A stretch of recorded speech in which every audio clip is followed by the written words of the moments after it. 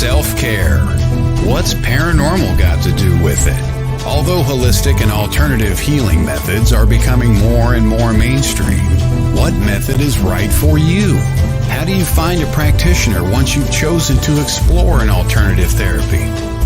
Each week, host Deidre Sanford will explore a different modality with practitioners who will explain their modality and the benefits they and their clients have received through their sessions. Deidre and her guests may also offer live readings during the show and answer any questions you may have. Now, your host of Self-Care, What's Paranormal Got to Do with It? Deidre Sanford.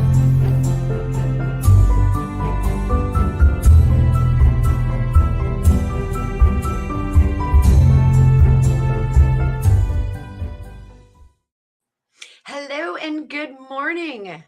Today is Wednesday, November 9th, and you're watching Self-Care. What's Paranormal Got to Do with It? I'm Deidre Sanford. I'm your host, and you are watching us on WLTK-DB Talk Radio. And we're off and running. You know, every week I get a little antsy. Maybe not anxiety, maybe not anxious, but a little antsy right before we go on the air. Because I'm kind of not sure what direction the show is going to take every week. But you guys, with your comments, your hellos, your good mornings, your questions for whoever the guest is, always help make the show run that much more smoothly and really help me get a handle on whether or not I'm providing information that you're actually interested in. So I appreciate your feedback. I appreciate your comments, and I appreciate every single one of your good mornings. Speaking of which, once again, right on cue, good morning, Tim. How are you? I hope everyone is doing well as we work through this second eclipse of our fall season. And, I think I've talked about before fall and the symbolism for me, whatever religious background you may, or spiritual background you may work with or come from. It's kind of a different take for some of us on fall season. It's the time when we turn within, just like the trees, as we follow the natural movements and the natural shifts of our planet that we call Earth. Things start going dormant so that they can hibernate like the bears. Go within, see what's going on. Figure out what new things you want to birth come spring. And that gets a little complicated when we get to the eclipses, because the eclipses do the same thing. They kind of nudge us or drag us into looking within and seeing what's happening within ourselves. What do we want to hang on to? Or more specifically, what do we not want to hang on to and drag forward? And in the tradition of the Self-Care Show, I got a new modality to throw at you today. And I got to tell you, because of the fact that I am very biased when it comes to this particular modality, I've taken a different approach.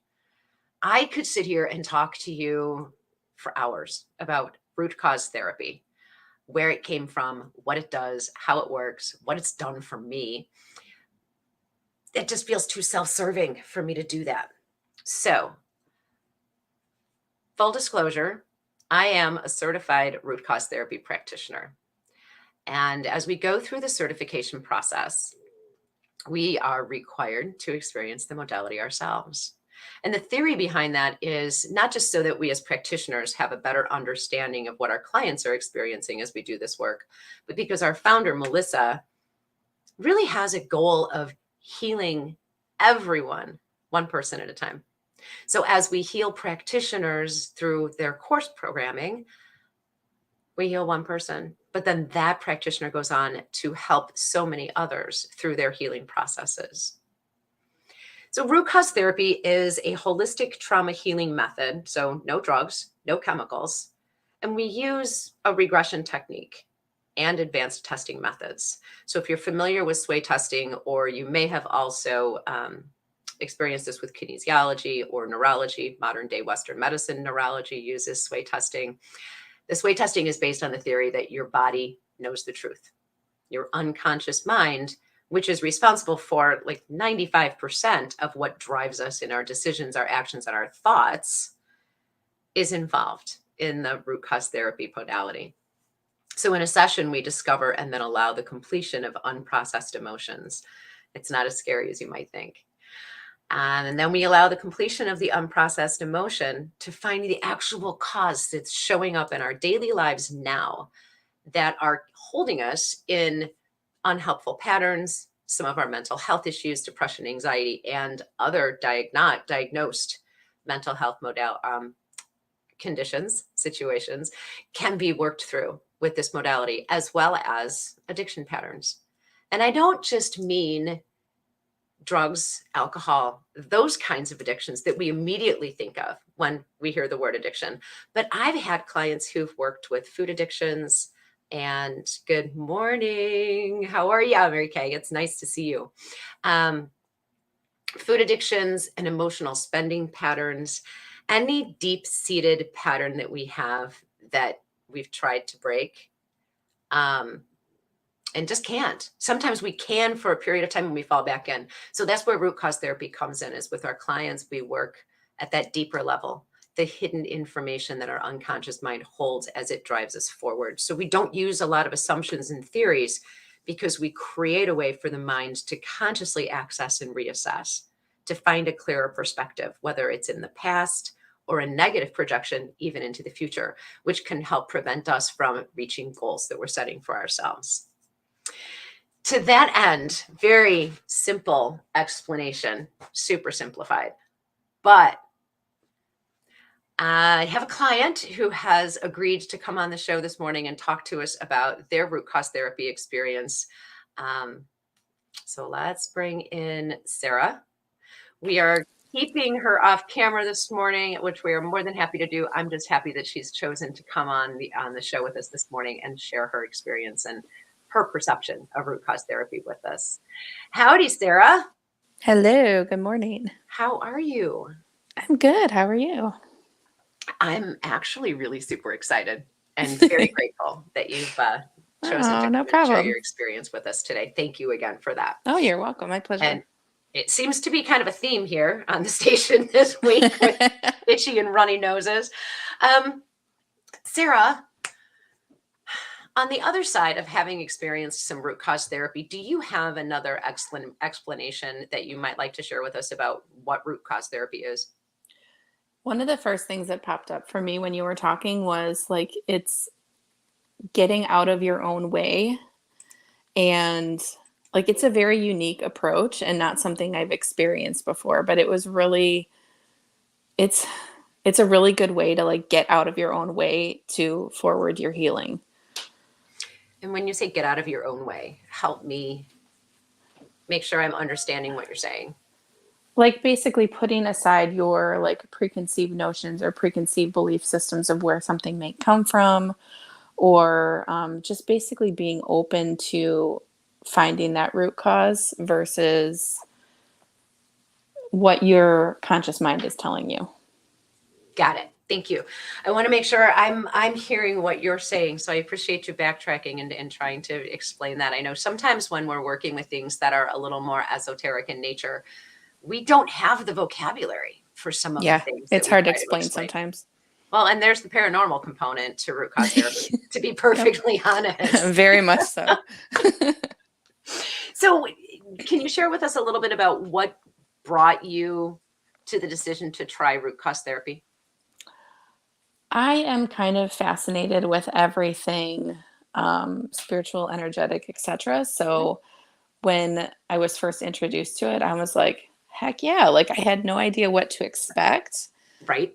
But it was because it was like totally foreign. Like I'm aware of what body code, emotion code is. I have, friends that do like MBSR, that kind of stuff. And like this, like it's something that I felt really pulled to do. So like if I'm feeling that itch, like I need to try this, then there's a reason for it. There's something that can be helped from it. So it was just really like kind of interesting and fascinating to me.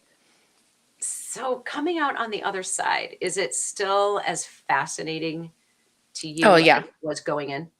Absolutely. Yeah. I'm still like, it's just so cool how everything just flowed very naturally and easily. And like looking back on my session, I was just like, first of all, I was blown away by one of the regressions, but second of all, it's like stuff that makes total sense.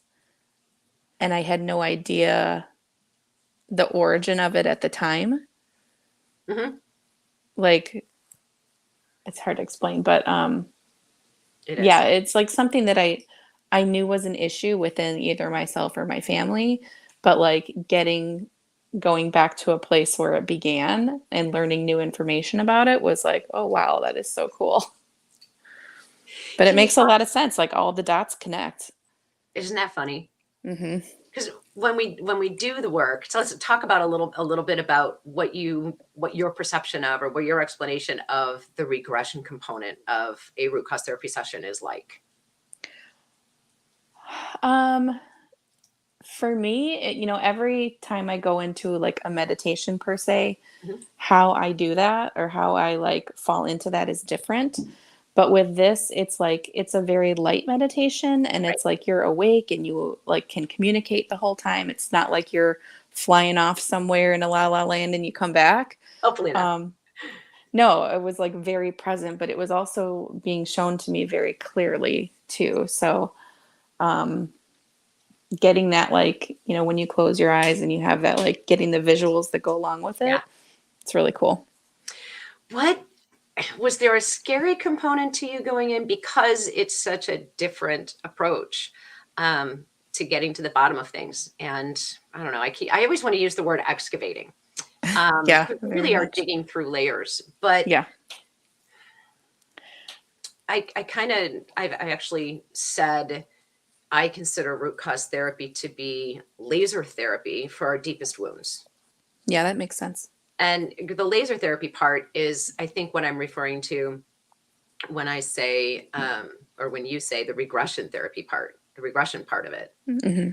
So when we do regression, we do it through a light meditative state, because we want your unconscious mind to lead us down the road to Right. where did this start. But we also want to stay conscious of what we find once we're in that original event. Right. So do you remember? I know it's been a little while, and it is, some of it is very hard to explain. Do you remember once we get to that original event, do you remember the dynamics of what happens? Yes. Is that Yeah, I explainable? remember all of it very clearly. It's like, like how you explained it to me. It's like, okay, so like where did this go back on this timeline, or like whatever direction you like focused me in? It's like it's literally like, you had the way you had worded it is like you're hovering above your timeline and Mhm. then you go back to where this issue was and you just drop in and see what's there. Yeah. And so that was it's so hard to explain sometimes, but that was like the perfect way of finding these pinpoints in the timeline, because you're looking at it from not necessarily an outside perspective, but like that literally like above that perspective. So you can see like, okay, there's something down here we have to touch on. There you go. So root cause therapy does, to be fair, incorporate components of other modalities that Melissa, our founder, just didn't find to be complete processes within themselves. So she drew on her experience, having been a practitioner of these other methods and clients of these other methods, timeline therapy, neurolinguistic programming, which are great for a lot of people as standalone modalities. But when we start drawing components together of other things, we can create something new. Mm-hmm. So that's when Sarah's talking about where's the first event, we use a light meditative state. We use a light meditative state, and we practice a little bit of moving around your personal timeline into the future, into the past, coming back to now. And we ask the unconscious mind, what is the root cause of this limiting belief that we discovered during sway testing? And then we go back to that event and we release the emotions, or in a more simplified way, the goal of going back and visiting that event is to change the lens. And by that, I mean, when we experience and remove the unprocessed emotion, we have clearer lenses through which to view that event. Is there another way that you would choose to explain that? I think you explained it perfectly, honestly. I mean, Wow. that's exactly it. It really is different for everyone. I mean, Yeah. that comes from my own experience as a client and having gone through my sessions in order to get my certification, and then some subsequent sessions as well. Hmm. Um, can we talk about sway testing a little bit from the Yeah. client perspective? What's that like? How does that work? Well, it's interesting because I was a little unsure about that at first, just Uh-huh. because when I muscle test myself, I can never get accuracy that way. I have to do it a different way. But when you were like quote unquote in control of it, like it responded perfectly. So it's like again getting out of your own way, Getting but out of like your own way. Yeah. yeah, just like literally and like getting out of your own head and just letting the answer come naturally. Letting your body speak. Yeah, Because exactly. your body keeps the score, man, and it hides that information away in your unconscious mind. And Oh yeah. honestly, there's really not anything, Mary. I do see your question. I'll get there for you in just a second. Um, there's really not anything your unconscious mind is going to allow you to see through your conscious mind, unless and until it believes that you are Yes, prepared to deal with, absolutely. process whatever it is that you're running into. We do have a safety button option built in. So for clients who may encounter a more severe trauma, um, we haven't all experienced some of those things, thank goodness. But for those of us who have, like domestic violence, um, I have an event that I haven't had to go back and revisit in root cause therapy yet, in which I was beaten. I was choked. I had gouge marks around my eye, had missing hair. I had human bites. That could be for someone who hasn't worked that event in several different ways, any other way, maybe to go back and look at that event through their own eyes can be a terrifying thought. Oh, So for sure. we have a safety button that we can build in to bring yourself out of that event and back into safety. Um, can we talk about the emotions? Spotting. Hello, Mary. Usually your popped in question just popped back into my head. Mary's asking if root cause therapy is similar to brain spotting. And unfortunately, I'm not qualified to answer that because I know next to nothing about brain spotting. Do you know any on that, Sarah? I do not. I've actually Okay. never heard of that before. I'll Cool. have to I'll have look to put into it it. on my calendar, Mary. Thanks for a topic. I'll have to put it on my calendar to see if that's something that we can work with and find somebody who can explain and discuss that with us. I love finding out there are things I don't know so that we can explore them. So when we get into the event and you drop down into your, let's, for example, past life self, because there can be future events as well. What's that like? Can you walk us through the process of working with the emotions that are in available to you, visiting yourself? Yeah, so like actually I'll bring up one of the events that we popped into. It was actually a past life that I had seen before, Mhm. but I didn't know this at the time when I was shown it originally, but I was seeing through this very narrow scope. And this time when we went back to that spot, at first I was like kind of doubting it because I was like, well, is this just because like this is something I know? But then once I like again got out of my like kept just seeing what was going to happen, I realized that the perspective that I needed to see to uncover the root cause of what was going on was a wider perspective. So in this regression, I actually stepped back and saw the full picture. And I didn't even know the first time that I hadn't seen the full picture. So that, like, just gave me, and the emotions that I released from that gave me an immense sense of understanding and trust. I'm sorry, my cat is like trying to sit I know on I my heard. lap. It's And like making noises. oh my gosh, he's so vocal. It's crazy. Um but it like the emotions that I released from that event like put my whole self into, even though like I was like crying and releasing all this through the session, it was like what it left me with was a sense of calm and understanding and deeper patience and trust, and like it was just awesome. When you say trust, do you mean a deeper sense of trust within yourself or Within myself, within the universe, within my life's plan, like within everything. Cool. So it kind of loosened you up going back to this experience. Like we said, we go back to the experience, you drop down back into the event and re-experience it in a new way through your own eyes. You talked about once I release the emotion, and yeah, it's an emotion, man. Your body's going to have a reaction. Yep. What was that like? It was like the biggest word that I can describe it with is grateful. Oh, cool. Because it was like, it was exactly what I needed in that moment, like no doubt.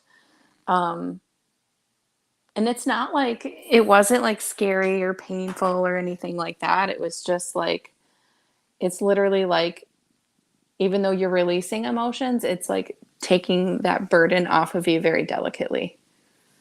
Ooh, I like the way you put that. So part of what we often talk about during the course of the show is the 2022 definition of trauma, right? Any event in which the emotion is held incomplete in your system. And that's what we do is we do the regression work and we visit our past events. We drop back down into ourselves, and your practitioner will ask where in your body you're feeling the emotion, and for permission to turn up the emotion. Like we pretend there's a little radio dial there. You're in charge of the volume. You can choose to be in charge of the volume. Some people would prefer to have the practitioner help bring the emotion up. So the goal of that step in the process is acknowledge, experience the emotion, and allow in a safe way that emotion to complete itself so that we're no longer carrying it stored in our physical form. We already know when you store an emotion in your physical form, it can create a dis-ease, not necessarily always physical, but you end up with a block toward experiencing that emotion again. And that's how we create a repeating pattern, is by not being able to release the things associated or the emotions associated that hold us stuck. I don't remember, was there more than one emotion there? There was a lot associated with that certain event, but like the other two events were not even mine, but they were like basically inherited or like absorbed from other family members or generations. So I'm glad you brought that up. Can you explain to us a little bit from your experience how that worked to go back and help heal an ancestor, how that affected you? it's super cool because I learned something about a family member like several generations back that I never even knew about, that makes total sense into what the subject was on and how people have behaved since then, and like reactions and things like that. So like, and I know just from like being in the holistic field that like some of the stuff that we're carrying is not ours. It doesn't belong to us. Right. So that stuff can get passed generationally. So like learning the why, I guess, like helps us, or helped me at least, like kind of understand like where that came from, and like see that what, you know, what's playing out in your life now may have absolutely nothing to do with you. Well, and it's so true. I mean, we all understand, I think it's fair to say, that events that we experience, observe, or absorb from our childhood, just by simply being in the same space as another person, it doesn't have to be family. In this case, it was. But we learn how to keep ourselves safe or to allow ourselves to be our true selves by the experiences that we're exposed to. Yeah, very true. So that then becomes not just a part of our personality, but scientifically measured to become part of our DNA. There's the rat cherry blossom experience that shows when the rats were exposed to something that was very detrimental to them, that fear became incorporated in their system. So a couple generations of mice later, or the knowledge of that bad or perhaps life-ending experience, the knowledge of that gets contained within our bodies. And like 3 generations later, when mice who had never been exposed to cherry blossoms get exposed to cherry blossoms, they have an instinctive reaction and stay clear the heck away from those cherry blossoms. Yeah, it's crazy cool, isn't it? Yeah. There's much more to that experiment, but that's just kind of it in a nutshell. So that actually boils down to what we call epigenetics now, an experience that one of our ancestors had that they held the resulting beliefs from get encoded into their system. Yep. And it gets passed down and passed down. And if you want to take it another kind of step further, if we as women are born with all of the eggs we're ever going to have in our lifetime, where do we get those eggs? Well, we got them from our mom's DNA in her womb, and she got hers from her mom's DNA in her womb, and so on and so forth, back as far as you can go, looking at the family tree. So yeah, there's scientific backing for having those innate fears and reactions. And then, as you specifically brought up, past life experience, when our soul has an experience in a past life, we kind of can't help but bring it forward into this life, which is where we come up with maybe what we consider to be irrational fears within ourselves or other people that we know, our children. It's irrational because we don't know the point of reference from which it came. But when we can wrestle it to the ground, so to speak, by looking at it and releasing the emotions that are helping keep it trapped, we're not only healing ourselves, but as you said, we're healing ancestors. When we heal ourselves, we don't pass those same things on to the generations that come after us, whether they're people we meet or not. Maybe, God forbid, if I had a child and my child was grown and had a child, but I passed away before that child came to this earth or came to physical form, if I can heal it, then that grandchild isn't going to have that experience because I haven't passed it on to my child. Yep. So it's healing. Yeah, it's so cool. All the way around. So really, Melissa talks about what we can see, right, come to pass in our lifetime, and that is healing one person at a time. But when one person heals one aspect, we're healing ancestors. You're not healing just yourself. You're healing like your whole lineage. It's exponential. And that healing process of healing those around us before and after us isn't just indicative of root cause therapy. Other therapies can help do that same thing. But root cause therapy just happens to be our subject today. What other information do you think you want to share about your experience with root cause therapy? Let me think. I think in a whole, like in general, like I went in like not really knowing what to expect and like for me personally, whenever I get anything like any kind of modality done, like I'll see things immediately, but then down the road, like a few days, a few weeks, whatever, like more things will click. Mm-hmm. And like it's been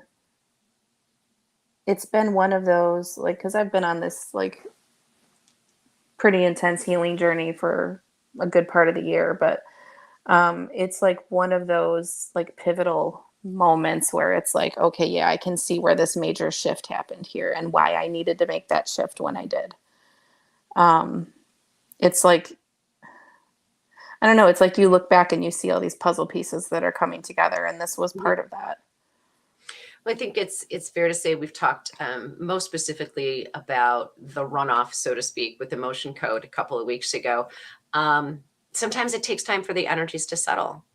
Oh, yeah. And it can be days or a week or more than a week before some of the changes within ourselves that took place as clients of modalities start to really become obvious to us in our daily lives and our daily patterns. I do have one more question for you, Sarah. I appreciate you being here. Tim, Mary, I appreciate you guys tuning in and throwing your comments to us. But we're going to take a quick station break, and we will be right back after this message.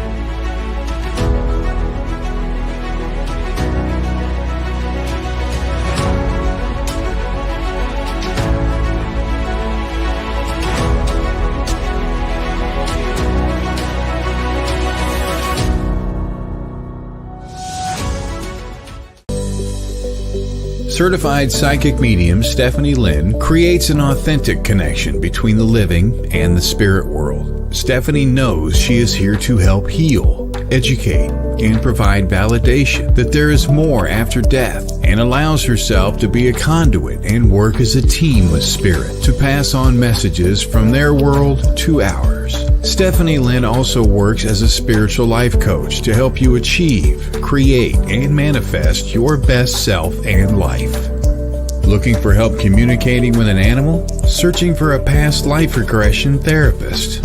Or dealing with a paranormal experience? Stephanie Lynn is here to help. For a list of full services, visit her on Facebook under Stephanie Lynn Spirit Sensitive. That's Stephanie Lynn Spirit Sensitive.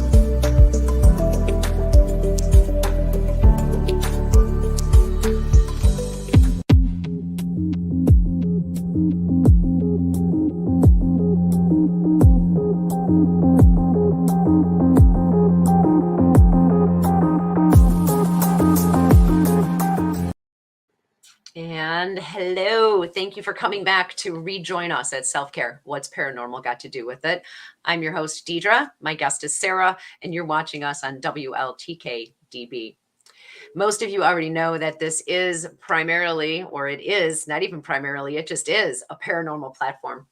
And Stephanie Lynn is amazing. You can catch her on Thursday mornings at 9 a.m. with Chat with Charlie. She's got guests who have so much information and insight to share, and Stephanie has quite a bit of her own to share as well. I did an online reading with Steph by email several months ago, and I'm still watching some of the things that we talked about unfold in my own life. It's been lots of fun.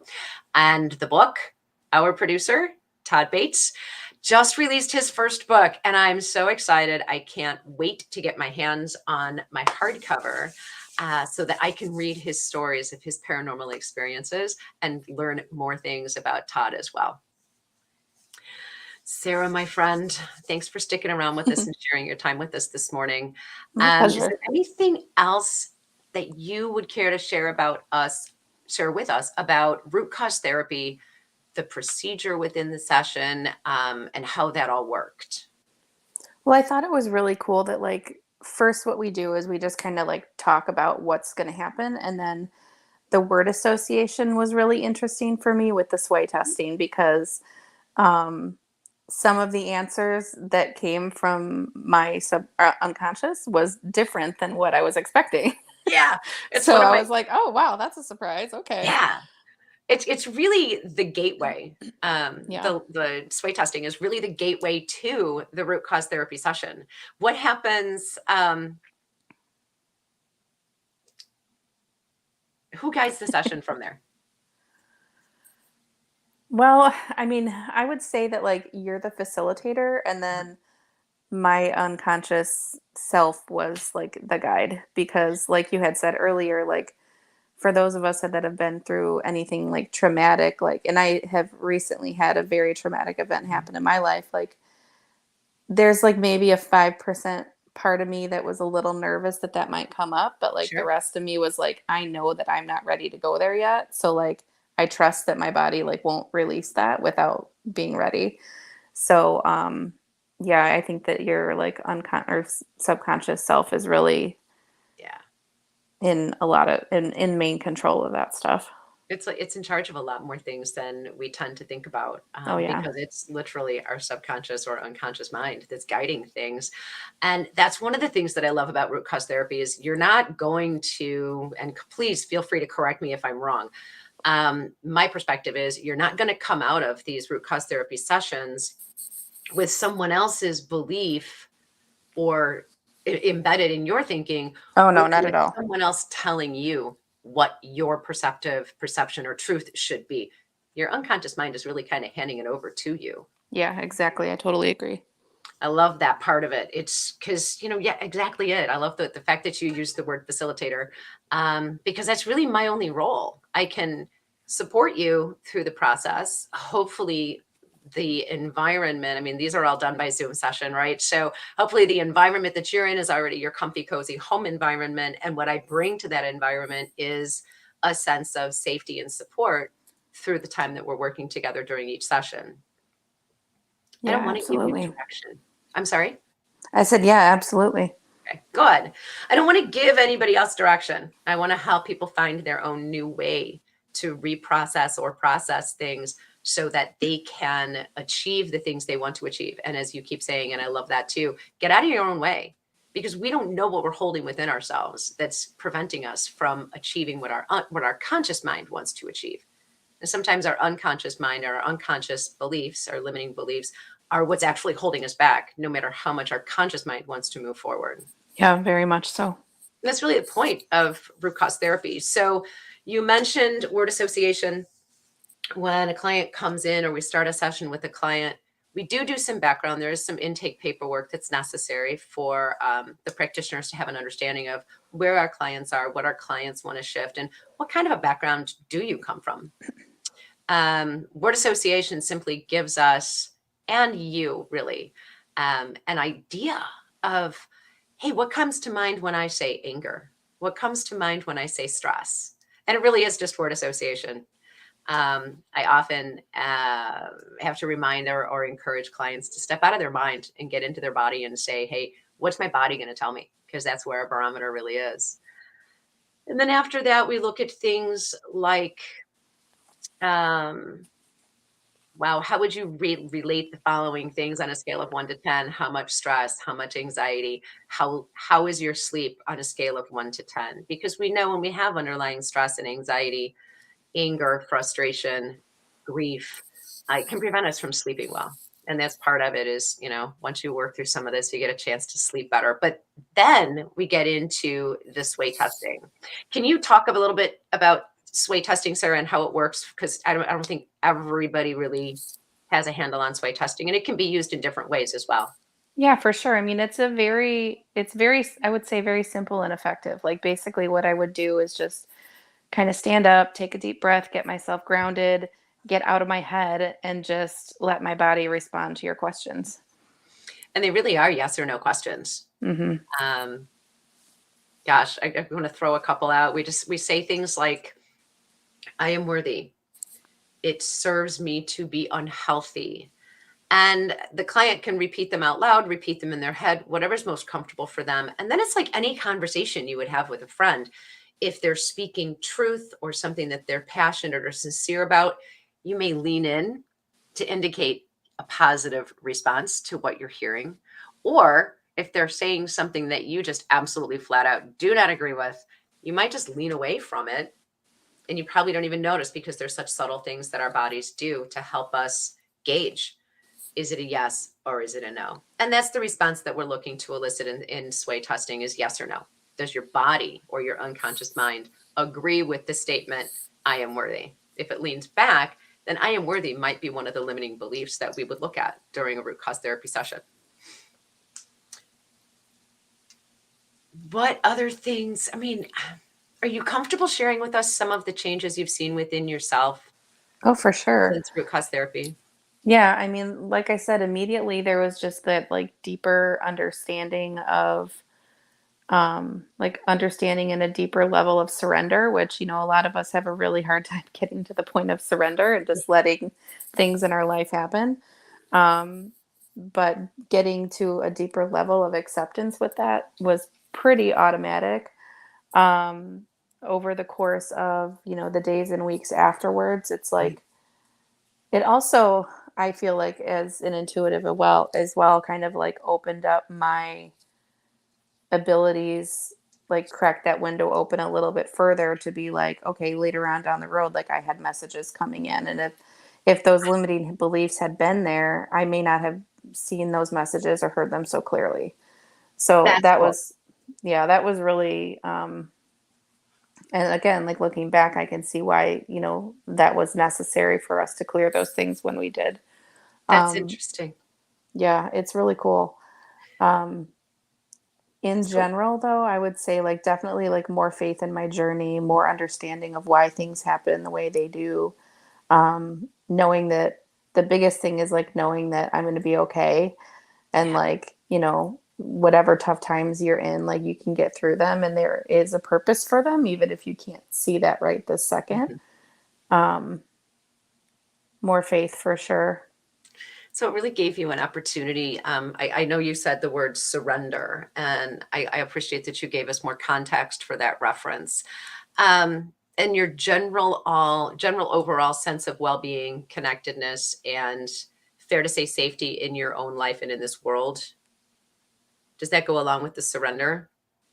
Yeah, absolutely. Is there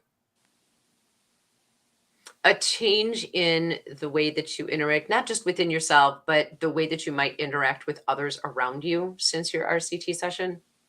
Actually, yes.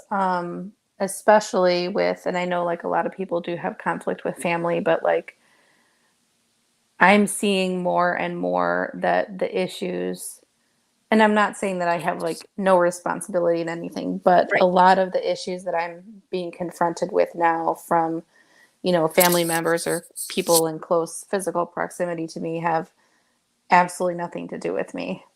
And so I'm getting less reactive to it. I'm participating in it less. And it's like, I know right away, like, that's your issue, not mine. And I just remove myself from the situation instead of getting stressed and triggered and like all that other stuff. So, And actually, that's kind of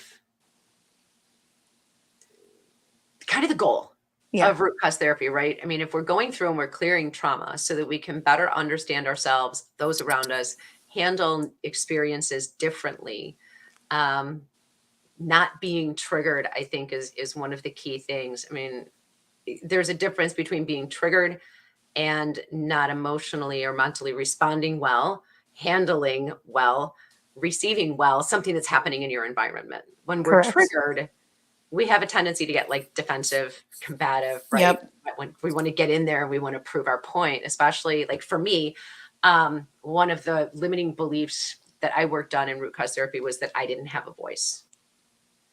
Mm. So if I felt not heard, I would either slink away off into a corner and just continue to live with this feeling of not feeling heard, or I might become even more adamant about making my point and Yeah. potentially destroying the relationship because I needed to ensure that I was in fact heard.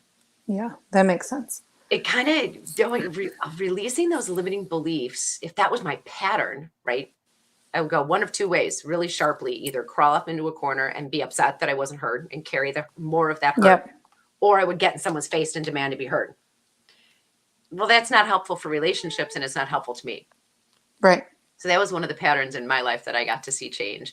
And I love that through the work that you did, you were able to identify the trigger much more easily. And rather than becoming reactive, you had an opportunity to choose. Right. Am I going to shift my pattern and my response? Or am I going to stand here and suck up something that hasn't been pleasant or beneficial for me as it's happened Right. historically? Do I get to Right. continue to choose this pattern, or do I get to kind of put the pattern down? I don't have to own a part of this. And we do the same Yeah. thing with like the epigenetic things that we learn or that we have. We can choose now. We can see it. Yeah. And especially like and not only can you choose it, but like don't be surprised if you're tested on it again and again. But that's Because kind of the it's fun like, part. because Yeah. now I'm seeing, I mean, I've seen this for a while, but now it's like even more cleared how people around me are triggered by my being or my belief system or my experiences or the way I Mhm. live my life. And it's like, okay, dude, whatever. Like, I'm not even going to play in your trigger right now. Like, see you Yes. later.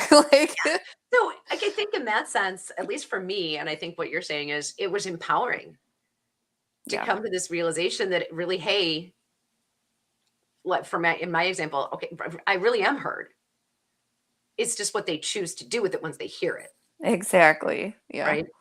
So it can also bring us a little bit more peace, not just within ourselves, but within our relationships. Yep. Just because we don't feel like we need to engage in the struggle. Nope, And absolutely not. engaging in the struggle can result in, some new trigger.